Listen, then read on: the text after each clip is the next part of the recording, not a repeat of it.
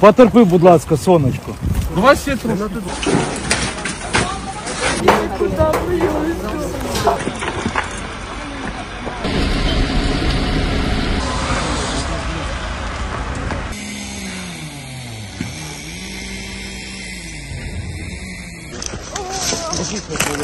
Rais wa Marekani Donald Trump amesisitiza kuwa anaweka shinikizo kubwa kwa Urusi na Ukraine kufikia makubaliano ya amani. Akizungumza katika ikulu ya White House, amekataa kusema ni shinikizo gani maalum alilokuwa akitoa kwa Kremlin.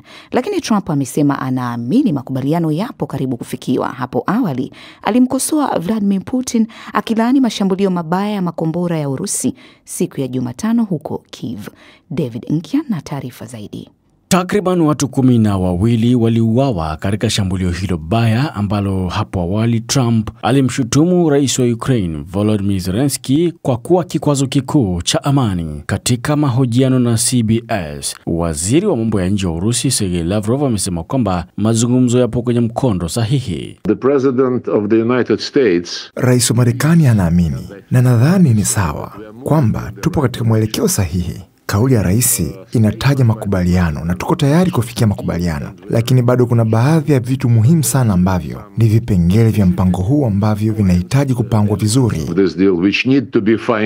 Rais wa Marekani Donald Trump amesema hajafurahishwa hata kidogo na mashambulizi mabaya ya Urusi dhidi ya Kyiv na kwamba Rais Putin anapaswa kuacha mara moja, lakini hajasema ikiwa hatua zaidi zinaweza kuchukuliwa dhidi ya Urusi. Shambulio hilo baya limekuja wakati shinikizo likiongezeka kwa rais wa Ukraine Volodymyr Zelensky kukubali ukaliaji wa Urusi katika eneo lake kama sehemu ya makubaliano ya amani. Hata hivyo, Ukraine imekataa katakata mpango huo. Rais Zelensky alijibu mashambulizi hayo wakati wa ziara yake Afrika Kusini, akisema anahisi Marekani inaweza kuwa na nguvu zaidi dhidi ya Urusi ili kutokea kwa usitishaji mapigano. Shambulio hilo lilimfanya Zelensky kukatisha safari yake na kurudi nyumbani. Marekani ilikuwa mmojawapo wa washirika wa karibu sana na Ukraine hadi kuchaguliwa tena kwa Trump mwezi Novemba. Kwa sasa Ukraine ina nia ya kuongeza washirika wake kimataifa, haswa katika bara la Afrika ambapo nchi nyingi